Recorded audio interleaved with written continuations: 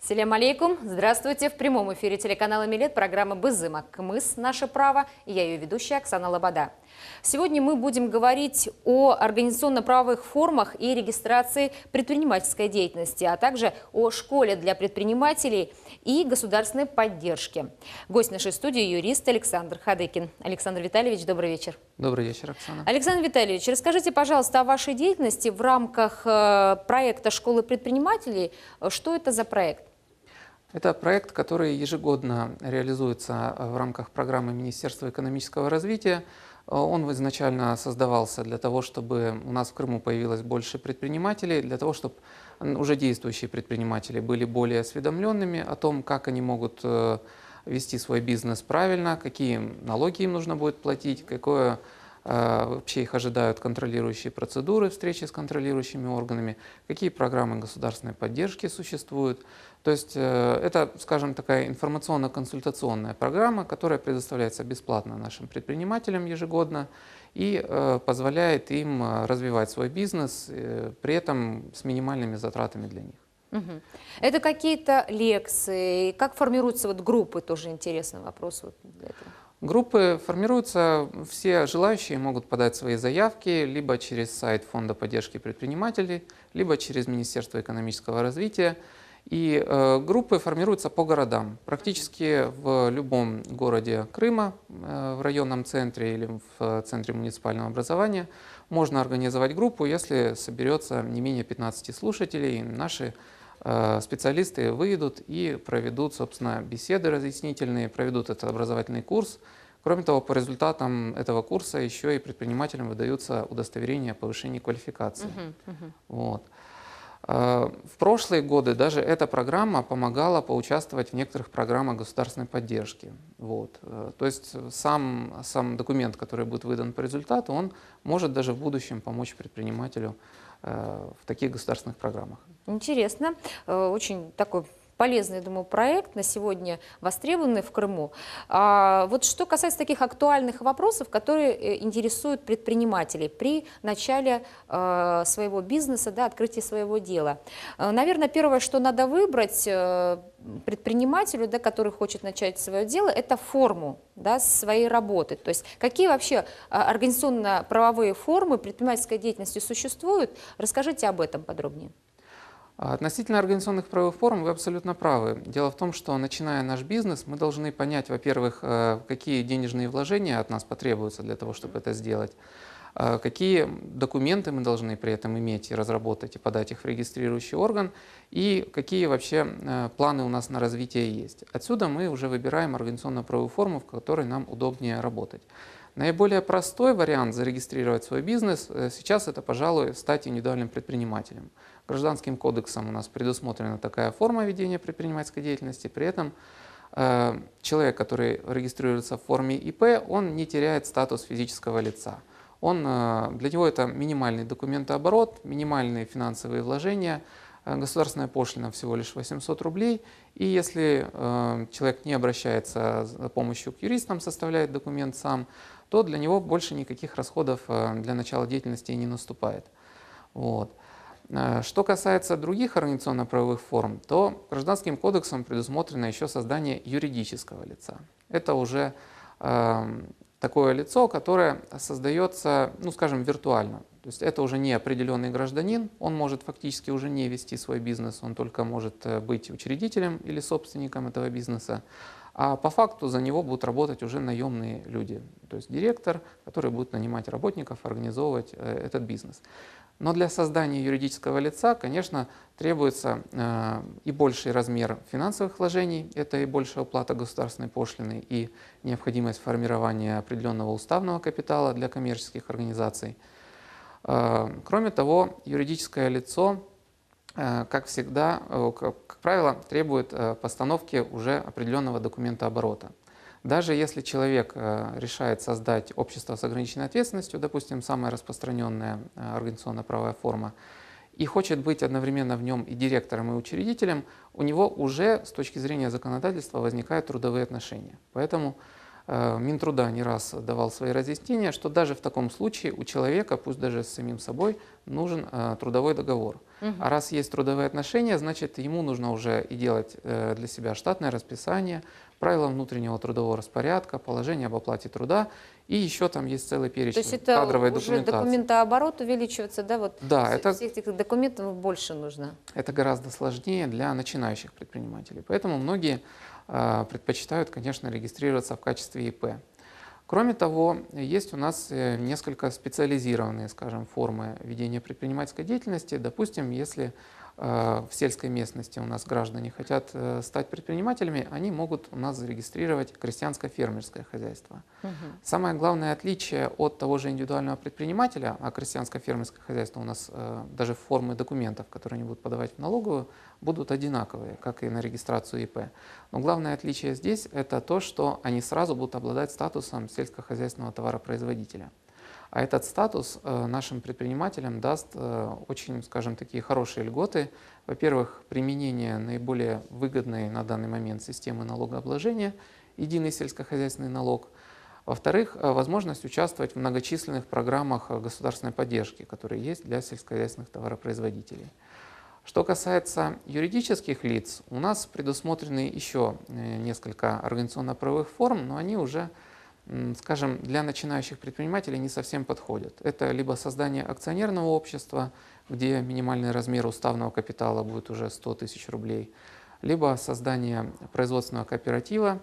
При этом законодательно выдвигается требование, что создать его самостоятельно нельзя, минимальное число членов такого кооператива будет 5 человек.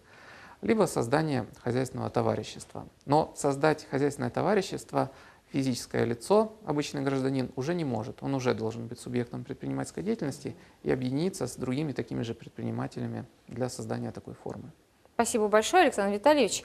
Нашим телезрителям я хочу напомнить, что мы работаем в формате прямого эфира, и вы можете прямо сейчас позвонить к нам в студию и задать интересующие вас вопросы по обсуждаемой нами теме. Александр Витальевич, скажите, пожалуйста, а как зарегистрировать предпринимательскую деятельность? Вот с чего начать? Смотрите, здесь опять же все зависит от нашего первого выбора, от организационно-правовой формы. Стать ИП гораздо проще. Индивидуальный предприниматель и крестьянско-фермерские хозяйства, они платят государственную пошлину, как я уже говорил, 800 рублей, заполняют заявление на государственной регистрации в качестве индивидуального предпринимателя. И, в принципе, им нужен только паспорт, с ним прийти в налоговую и подать это заявление. Больше никаких дополнительных документов на начальном этапе регистрации налоговая служба не требует от наших простой предпринимателей. перечень. Да. Да. Вот. Сама регистрация проходит в 5 рабочих дней. Дело в том, что регламентом налоговой службы установлен срок 3 рабочих дня, но на практике он превращается у нас в 5, потому что день подачи документов и день их выдачи нашему предпринимателю, он не учитывается. Поэтому, если мы несем документы на регистрацию в налоговую в понедельник, она со вторника отсчитывает 3 рабочих дня налоговая и в пятницу выдает нам документы, подтверждающие то, что мы стали индивидуальным предпринимателем. Что же касается регистрации юридического лица, то здесь все несколько сложнее. Дело в том, что для регистрации юридического лица первое, что нам нужно, это учредительный документ, устав, скажем, для общества с ограниченной ответственностью. Есть определенные требования, которые выдвигает закон к содержанию устава. Это статья 12 Федерального закона об обществах с ограниченной ответственностью. В нем есть четкий перечень тех сведений, которые в обязательном порядке должны в нем содержаться. Кроме того, граждане свободны в том, чтобы дописать какие-либо свои положения о том, как у них управляется это юридическое лицо. Здесь их налоговая не ограничит. Если эти дополнительные положения не будут противоречить закону, то, понятное дело, в регистрации им не откажут. Помимо самого устава нужно будет подготовить еще протокол собрания учредителей или решение единственного учредителя о создании такого юридического лица. И эти документы будут прилагаться к заявлению и документам, которые подтверждают уплату государственной пошлины. Следует отметить, что к заполнению подобных документов нужно отнестись очень внимательно. Дело в том, что любая ошибка, которая была допущена нашим заявителем в соответствующем документе в заявлении, которая привела потом к отказу Федеральной налоговой службы, приведет к тому, что и государственная пошлина, которая была ему уплачена, она тоже сгорит. Если для То есть придется регистрации... платить заново при Совершенно каждом верно. исправлении государственную пошлину. Ну, вот с этим мы же тоже сталкивались при вот юридическое лицо тоже подавали устав, и вроде бы такие мелочи, ну вот были недоработки, приходилось дважды оплачивать государственную пошлину. Тоже Совершенно интересно. верно, да. То есть ошибки там, на самом деле, заполняя то же самое заявление, нужно читать очень внимательно И посоветоваться с инструкцию. юристом, может быть, проконсультироваться со специалистами, которые подскажут, как правильно это заполнить. Да? Со специалистами, кстати, вот самой налоговой службы можно проконсультироваться, интересно, в этих вопросах? В данном плане, да. У них есть, вот у нас в Симферополе на улице Мотозалки есть городская налоговая служба. Там специалисты очень даже лояльно относятся к нашим заявителям, будущим предпринимателям. Они перепроверяют даже уже поданные заявления. Если видят там какие-либо ошибки, исправления, они еще не регистрируют документ, а только возвращают их на доработку. Вот. Но есть некоторые вопросы, конечно, по которым налоговая не спешит консультировать наших предпринимателей, допустим, по выбору систем налогообложения. Но, Как раз вот если перейти к этому вопросу, какие системы налогообложения существуют и как определиться с их выбором, что лучше? Смотрите, у нас есть 5 видов систем налогообложения. Первая – это та, которая налоговая вообще присвоит ее по умолчанию нашему предпринимателю, если он не заявит о применении другой. Это общая система налогообложения. При ней наш предприниматель будет платить целый ряд налогов. Это все еще будет зависеть от его организационно-правовой формы. Допустим, индивидуальный предприниматель платит налог на доходы физлиц 13%, платит налог на имущество в отношении того имущества, которое он будет использовать в предпринимательской деятельности, и платит страховые взносы еще за себя, ну и за тех, понятное дело, наемных работников, которые у него могут быть. Вот. Еще немаловажный нюанс общей системы налогообложения – это наличие НДС, налога на добавленную стоимость, который удерживается с каждой финансовой сделки, которую будет заключать наш индивидуальный предприниматель. То есть общая сумма налогов, она будет приличной. И, как правило, наши предприниматели, особенно начинающие, не спешат идти на общую систему налогообложения, как раз таки из-за того, что это и большой объем налоговой нагрузки, и куда более частое, скажем, свидание с налоговой, куда более частая подача отчетности и уплата самого налога. Поэтому для того, чтобы облегчить как раз-таки вхождение в бизнес, налоговой службой и Минфином Российской Федерации были разработаны упрощенные режимы или специальные налоговые режимы. Первый и, пожалуй, наверное, наиболее часто применяемый – это упрощенная система налогообложения. Видов упрощенной системы налогообложения у нас предусмотрено 2. При первой нам заменяются все налоги, которые я перечислил до этого, НДС, налог на прибыль и налог на имущество. Вместо них мы платим определенную фиксированную ставку 4% от нашего дохода. То есть предприниматель под конец года подсчитывает сумму всех своих финансовых поступлений, всего его дохода. Из этой суммы он вычитывает 4% и платит их в бюджет. На этом его налоговые обязательства являются исполненными.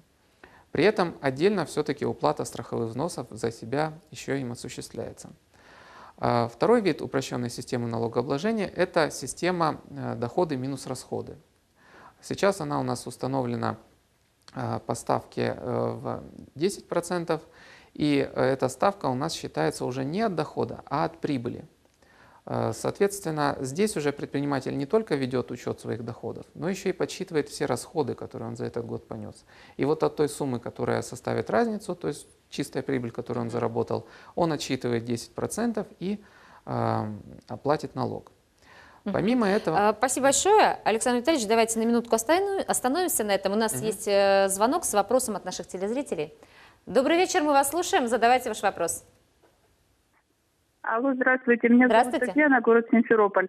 Мне такой вопрос. Что такое социальное предпринимательство и помогает ли государство предпринимателям? Да, спасибо за ваш вопрос. Вопрос понятен. На самом деле социальное предпринимательство у нас сейчас в Госдуме рассматривается законопроект, который как раз-таки направлен на то, чтобы дать четкое определение, что такое социальное предпринимательство. Наш законодатель подразумевает под социальным предпринимательством это такую предпринимательскую деятельность, которая направлена на скажем, помощь тем людям, которые оказались в трудной жизненной ситуации. Это либо производство вообще каких-либо медицинских изделий, ортопедических, протезных, либо помощь малоимущим, либо оказание какой-либо психологической, социальной поддержки. И есть еще отдельный перечень видов деятельности, которые будут признаваться социально значимыми, и такой перечень утвержден постановлением правительства Российской Федерации. Поэтому можно, в принципе, в интернете очень подробную найти информацию по этому поводу. Что касается государственной поддержки, действительно она есть. Как правило, если мы рассматриваем государственную поддержку Министерства экономического развития, то для тех предпринимателей, которые хотят поучаствовать в получении, допустим, какой-либо субсидии или грантов, предусмотрено льготное положение как раз-таки для предпринимателей, которые осуществляют социально значимую деятельность. Кроме того, если мы немного отвлечемся от предпринимательства, просто поговорим о, допустим, юридическом лице некоммерческой организации, которая осуществляет социально значимую деятельность, то здесь вообще есть отдельные президентские гранты, которые тоже регулярно выдаются некоммерческим организациям, и о них информацию тоже можно найти в интернете. Спасибо большое, Александр Витальевич. Скажите, пожалуйста, если коснуться вопроса проверок деятельности предпринимателей со стороны надзорных ведомств каких-то, да, прокуратуры, ну, вообще, вот кроме прокуратуры, кто-то еще может проверять? Кто вообще проверяет деятельность предпринимателей? Ну, налоговая, наверное, да? И какие права и обязанности у предпринимателей во время проверки, когда к ним приходит проверка? Вы абсолютно правы, и на самом деле органов контроля в Российской Федерации очень много. И это даже, наверное, немного отпугивает наших начинающих предпринимателей, когда они узнают о них. Дело в том, что проверяют у нас практически все. И МЧС, пожарный надзор, и Роспотребнадзор может проверить, и даже местная администрация поселка, города или вообще сельского поселения тоже может проводить плановые и внеплановые проверки. Что нужно знать нашим предпринимателям, как действующим, так и начинающим? Так это то, что в Российской Федерации действует закон, который направлен на защиту их законных прав и интересов при проведении как раз-таки мероприятий проверочных. То есть есть какое-то прописано, да, где-то, что, вот, например, именно определенное количество раз могут проводиться проверки, там, или обязаны ли предупреждать, например, о проведении проверки? Совершенно верно. Закон номер 294 ФЗ, закон о защите прав индивидуальных предпринимателей и юридических лиц, он как раз-таки нам делит проверки на плановые и внеплановые. И вот он нам говорит о том, что плановые проверки в отношении субъектов предпринимательства могут проводиться не чаще, чем раз в 3 года. И эти 3 года начинают отсчитываться прямо со дня государственной регистрации нашего предпринимателя, либо со дня окончания предыдущей плановой проверки. То есть если вот только предприниматель зарегистрировал свою деятельность, первая проверка к нему должна прийти планово через 3 года? Совершенно да? То есть 3 года его не будут проверять? Да, тем более для наших предпринимателей, которые регистрировались в 2014 году, у которых этот 3-летний срок уже, по идее, истекает, и они могут ожидать плановую проверку в 2018 году, есть приятная новость. Дело в том, что в законе о проверках, а именно в статье 26.1, установлен мораторий на проведение плановых проверок в отношении субъектов малого и среднего предпринимательства. Поскольку у нас в Республике Крым большинство предпринимателей как раз-таки подпадают под критерии субъектов малого и среднего предпринимательства, этот мораторий в отношении них будет действовать. И этот мораторий был установлен на срок с 2016 по 2018 год включительно. Поэтому в 2018 году большинство наших предпринимателей могут не ждать в отношении себя еще плановых проверок. Ну, это уже радостнее, да, и облегчает, я думаю, их работу, и планы тех, кто, может быть, еще хочет зарегистрироваться, тоже какое-то время они не будут проверяться, да? Конечно. Особенно, если наш предприниматель еще является, скажем, активным и очень любознательным, он всегда имеет возможность узнать, была ли запланирована в отношении него проверка заранее. Дело в том, что планы всех проверок должны быть согласованы с прокуратурой. И поэтому все контролирующие органы обязаны до конца года направить в Генеральную прокуратуру Российской Федерации план проверок на следующий календарный год. А прокуратура уже до 31 декабря текущего года размещает этот план проверок на своем сайте. У нас можно зайти на сайт Республиканской прокуратуры в Крыму, и там есть тоже реестр как раз-таки предприятий Крыма, по которым запланированы плановые проверки на следующий Ну, я думаю, что это тоже будет полезно, эта информация многим предпринимателям. Можно зайти и посмотреть, да, когда у тебя планируется проверка. Вот. Но все, что мы с вами сейчас обсуждали, это касается плановых проверок.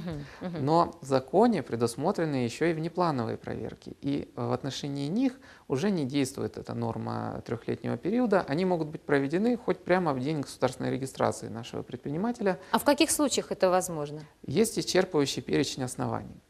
Первое из них – это обращение граждан других субъектов предпринимательской деятельности или каких-либо государственных органов, в котором говорится о том, что наш предприниматель нарушает требования законодательства. Грубо говоря, жалоба на предпринимателя.